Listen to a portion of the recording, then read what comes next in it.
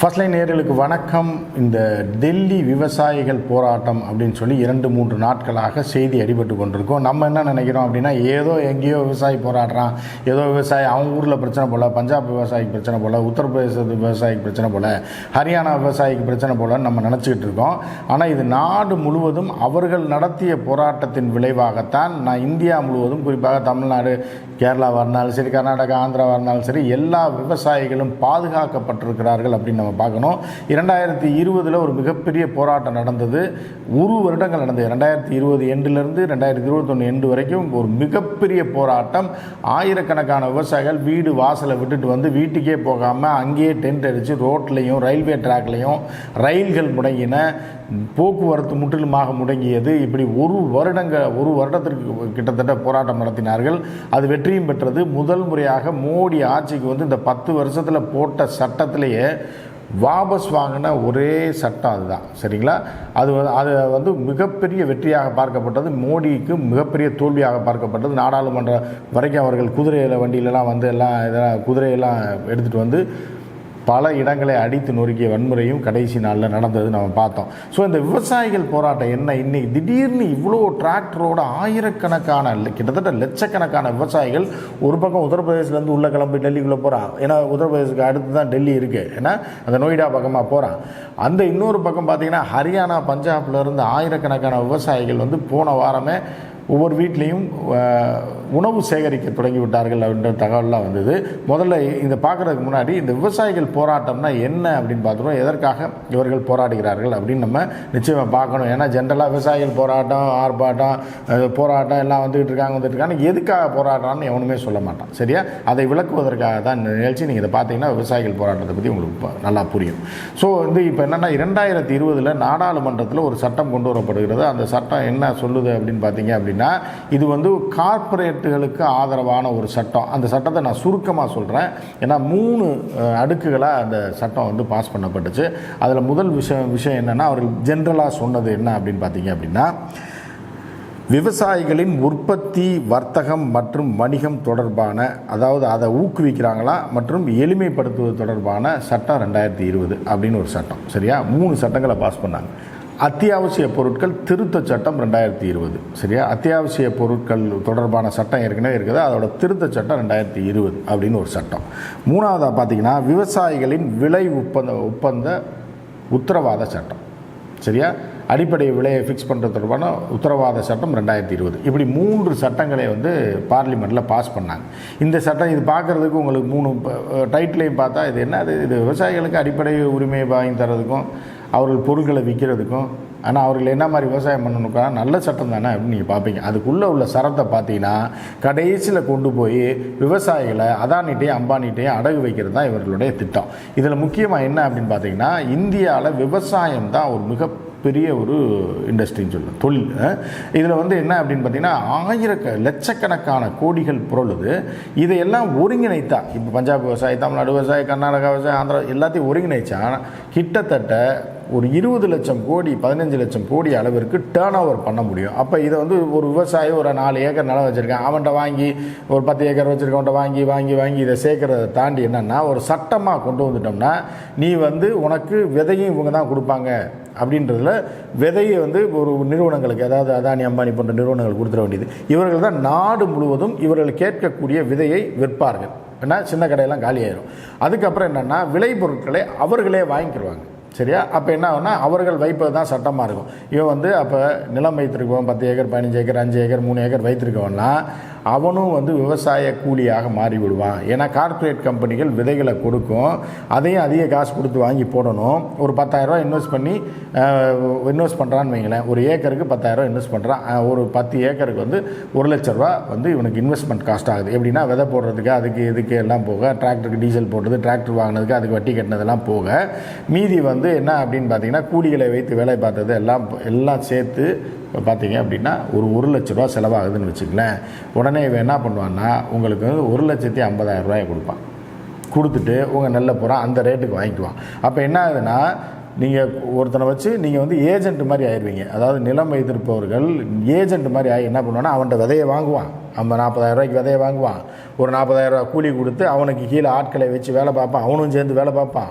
அப்போ அது இது மழை வந்து டிராக்டர் செலவு எல்லாம் சேர்த்தா 1 லட்ச ரூபா ஆகுது. உதாரணத்துக்கு தான் சொல்கிறேன்.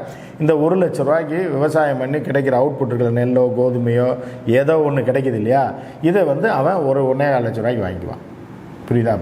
இப்போ 1 லட்ச ரூபா செலவு பண்ணி இவன் வந்து 2 லட்ச ரூபாய்க்கு வெளியில் விற்கிறத 1,4 லட்ச ரூபாய்க்கு விதை கொடுத்தவனுக்கே விற்றாகணும்னு சொல்லி இந்த அக்ரிமெண்ட்டில் இருக்கும். ஸோ அப்போ வந்து இவன் வந்து விளைவிக்கணும். அதுலேயும் வந்து குவாலிட்டியாக இருந்தால் மட்டும்தான் அந்த ரேட்டு. அவன் சொல்கிற குவாலிட்டியில் அவுட்புட் எடுத்து கொடுக்கணும். ஆனால் பொக்கையாக போன நெல் சரியாக விளையாது, சைஸ் சின்னதாக இருந்தது அப்படின்னா அதுக்கு கம்மியான ரேட்டு தான் தருவான். அப்போ என்ன ஆகுதுன்னா, 1 லட்ச ரூபா செலவு பண்ணி எல்லா வேலையும் பார்த்து ஒரு ஏஜென்ட் மாதிரி நிலம் வச்சுருக்கவன் அவன் ஆட்களை வைத்து வேலை வாங்கி பெட்ரோல் டீசல் போட்டு டிராக்டரை ஓட்டி எல்லாம் பண்ணி மழைக்கு வெயிலுக்கு எல்லாம் பார்த்து லாஸ் ஆச்சுன்னா அவன் தான் ஜீரோ, பிச்சை எடுக்கணும். ஆனால் அவன் வந்து விவசாயத்தில் ஃபைனல் அவுட் எடுத்துட்டான்னா அதை கொண்டு போய் இவன்ட்ட தான் கார்ப்பரேட் கம்பெனியில் தான் விற்கணும். அவன் கொடுக்குறது தான் விலைன்னு ஒரு நாளைக்கு ஆக்கிடுவான். அப்போ வந்து விவசாயிகளை அடிமையாக்கி அவனுக்கு கடன் கொடுப்பான், கிரெடிட் கார்டுன்னு கொடுப்பான். அதில் வந்து அவன் சரியாக விளையலை அப்படின்னா அந்த நேரத்தில் பிள்ளைக்கு ஸ்கூலில் சேர்க்குறதுக்கு பையனை இது பண்ணுறதுக்கு அந்த கார்டை உரசிடுவான். உரசினான்னா என்ன ஆயிடும்னா, அந்த இடத்தை அடமானமாக வாங்கி அவனை அதோட ஆண்டியாக்கி அவனை தெருவில் விடுறது தான் இந்த சட்டம். இதை வந்து தெளிவாக பஞ்சாப் விவசாயிகள் புரிந்து கொண்டார்கள். உத்தரப்பிரதேச விவசாயி கூட புரிஞ்சுக்கிட்டாங்க பஞ்சாப் விவசாயி சொன்னதை கேட்டு. சரியா? அதே மாதிரி ஹரியானா விவசாயி புரிஞ்சுக்கிட்டாங்க. ஏன்னா அங்கே ஃபுல்லாக விவசாயம் கோதுமை விவசாயம் தான். சட்லஜ் நதி பாயுது, அது பாயுது, விவசாயம் பின்னி எடுக்கும். அங்கே இருந்தால் கோதுமைகளே உலகம் பூரா போகுது அப்படின்ற மாதிரி. அதே மாதிரி பாஸ்மதி அரிசி அந்த பகுதியில் தான் விளையுது. அதுக்கு சரியான விலை இருக்குது மார்க்கெட்டில். ஸோ அப்போ அதை பூராத்தையும் ஆட்டையை போட்டு ஒருங்கிணைச்சு கார்ப்பரேட் ஆக்கி ஒட்டுமொத்த இந்தியாவில் உள்ள விவசாயிகளுடைய பொருட்களை பூரா வாங்கி ஒட்டுமொத்தமாக ப்ரைவேட்டாக எவனும் சின்ன சின்ன எக்ஸ்போர்ட்லாம் இருக்காங்களா அவனை பூரா காலி பண்ணிவிட்டு ஒரு 500 கப்பல் வருஷத்துக்கு பாஸ்மதி ரைஸ், ஒரு 1000 கப்பல் இது கோதுமைன்னு ஏற்றி பல லட்சம் கோடி லாபம் பார்ப்பதற்கு கார்ப்பரேட்டுக்கு வந்து உதவி செய்வது மாதிரியான கார்ப்பரேட்டை வளர்த்து விடுவதற்கான சட்டம் தான் அந்த சட்டம். அதை எதிர்த்து தான் 1 வருஷம் போராடினாங்க. சரிங்களா? 1 வருஷம் போராடிட்டு உடனே அந்த சட்டம் வாபஸ் பெற வைத்தார்கள். இது மிகப்பெரிய வெற்றி விவசாயிகளுக்கு, குறிப்பாக பஞ்சாப் விவசாயிகளும் உத்தரப்பிரதேச விவசாயிகளும் இதை சாதித்தார்கள். ஆனால் அப்போ வந்து இந்த அரசு வந்து பேச்சுவார்த்தை நடத்திய போது 1 வருஷம் கழித்து பல கட்ட பேச்சுவார்த்தை நடத்தி எதுவும் சக்ஸஸ் ஆகாமல் சட்டத்தை நீ வாபஸ் வாங்கினா தான் நாங்கள் எந்திரிச்சு போகட்டாங்க.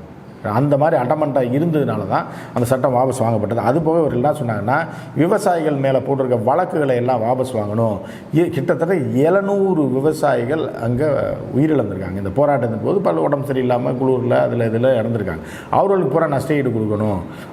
காயம் இந்த போராட்டத்தின் போது காயமடைந்தவர்களுக்கு 10 லட்ச ரூபா கொடுக்கணும். இப்படியெல்லாம் அரசு ஒத்துக்குச்சு. ஆனால் இதுவரை செய்யவில்லை. எனவே இப்போ அவர்கள் என்ன விவசாய சங்கம் என்ன சொல்லுதுன்னா, அது வந்து கட்சி சார்பற்ற சங்கம். அவர்கள் என்ன சொல்கிறாங்க அப்படின்னா, தேர்தல் வரப்போகுது, அடுத்து வேறவனாவது ஆட்சிக்கு வந்துட்டால் ஏற்கனவே போட்ட அரசோட அக்ரிமெண்ட்டை நாங்கள் ஏன் ஃபாலோ பண்ணணும், எங்களுக்கு தெரியாதுன்னு சொல்லிடுவாங்க. இதே அரசு ஆட்சிக்கு வந்தாலும் வேறு பிரைம் மினிஸ்டர் வந்துட்டால் அவர் போட்டுருப்பாருங்க, எங்களுக்கு தெரியாதுங்க, நம்ம திருப்பி பேச்சுவார்த்தை நடத்துவாங்க. அதனால் தேர்தலுக்கு முன்பே இதை தீர்க்க வேண்டும் என்பதற்காக இன்று இவர்கள் மாபெரும் போராட்டம் நடத்துகிறாங்க.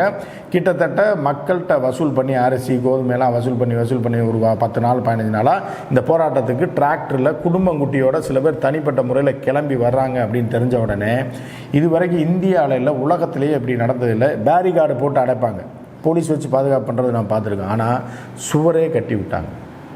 சாலைகள்லங்க 6 வழி 8 வழி சாலையில் காங்க்ரீட்டு இது போடுவாங்கள்ல, டிவைடர், ஒரு ரோடுக்கு இன்னொரு ரோடுக்கு வர நடுவில் போட்டுப்பான் பார்த்தீங்களா, ஒரு 3 அடிக்கு. அதை எடுத்து ரோடை மறைச்சிட்டாங்க. ஏன்னா அதை தூக்கவே முடியாது, இது வச்சு தான் தூக்கணும், கிரெயின் வச்சு தான் தூக்கணும். அப்படிப்பட்ட கற்களை எல்லாம் வைத்து அரசாங்கமே தடுப்பு ஏற்படுத்தி லாரிகள் கண்டெய்னர்களை வந்து பஞ்சர் பண்ணி அங்கே நிறுத்தி வச்சிட்டாங்க. அது கவர்மெண்ட்டே மண்ணை கொட்டி வச்சு, அதே மாதிரி சில இடங்களில் சாலையை வெட்டி விட்டுட்டு பாலங்களை அடைத்து, இந்த பாலங்கள் இல்லைன்னா ஆற்றுல தண்ணி இல்லாதனால அந்த மண் வழியாக வந்துடுவான்னு சொல்லி அதையும் பொக்லைன் வச்சு தோண்டி அவர்களை பஞ்சாப் ஹரியானாவிலிருந்து டெல்லிக்குள்ளே வர முடியாத அளவிற்கு மிகப்பெரிய தடுப்புகளை ஏற்படுத்தி இருக்கிறார்கள். அதையும் தாண்டி அந்த விவசாயிகள் உள்ளே புகுந்து வந்து கொண்டிருக்கிறார்கள். எனவே இந்த போராட்டம் வந்து இப்போ விவசாயிகளை தடுக்க இது நிச்சயமாக அந்த குறிப்பாக நார்த் இந்தியாவில் ஏன்னா உத்தரப்பிரதேசில் நீங்கள் வந்து ஒரு பக்கம் ராமர் கோயிலை கட்டி நீங்கள் ஓட்டு வாங்கலாம், இன்னொரு பக்கம் விவசாயிகளை இப்போது திரட்டி இருக்கிறார்கள். விவசாயி மனசில் ஆறா காயங்கள் இருக்கிறது. எனவே அவர்கள் வந்து இந்த முறை பாஜகவுக்கு ஆப்படிக்கிறதுக்கு தயாராக இருக்காங்க யூபியில். நீங்கள் வந்து நினச்சதெல்லாம் நடத்திடணும், நம்ம வந்து 72 இடம் எடுத்துட்டோம், அடுத்து ஃபுல்லாக 90 இடத்தையும் 82 இடம் எடுத்துட்டோம், 90 இடத்தையும் கேப்சர் பண்ணணும் இவர்கள் ஒரு கனவு கண்டால் விவசாயிகள் அந்த கனவில் மண்ணை வள்ளி போட்டு விட்டார்கள் அப்படின்னு தான் நம்ம பார்க்க போகிறோம். வர்ற தேர்தலில் இதனால் உத்தரப்பிரதேசில் மிகப்பெரிய அடி பாஜகவுக்கு காத்திருக்கு. பஞ்சாபில் சுத்தம் பாஜக இல்லை, ஹரியானாவும் பிடிங்கிட்டு போயிடும். ஸோ வந்து நார்த் பெல்ட்டில் இந்த விவசாயிகள் போராட்டம் மிகப்பெரிய தாக்கத்தை ஏற்படுத்தும் அப்படின்னு சொல்லி நம்ம எதிர்பார்க்குறோம். ஸோ அது மாதிரி தான் நம்ம எதிர்பார்க்குறோன்னா மக்கள் எதிர்பார்க்கிறார்கள், இந்திய மக்கள் எதிர்பார்க்கிறார்கள். இது எதில் போய் முடிய போகுது அப்படின்றது. ஏன்னா விவசாயிகள் விடவே மாட்டான். பஞ்சாப் விவசாயிகள் சாதாரண ஆட்கள் கிடையாது. ஒரு வருடம் பனியிலும் வெயிலிலும் படுத்துக்கொண்டு வீட்டுக்கு போகாமல் விவசாயத்தை பார்க்காமல் கிடைப்பதை சாப்பிட்டு கொண்டு போராட்டம் பண்ணி அந்த போராட்டத்தை வெற்றி அடைந்தவர்கள் அப்படின்றத நம்ம பார்த்தோம் ஏற்கனவே. அதே மாதிரி இந்த போராட்டத்தை விட மாட்டாங்க. என்ன நடக்க போகுது நம்ம பொறுத்திருந்து பார்ப்போம். நன்றி, வணக்கம்.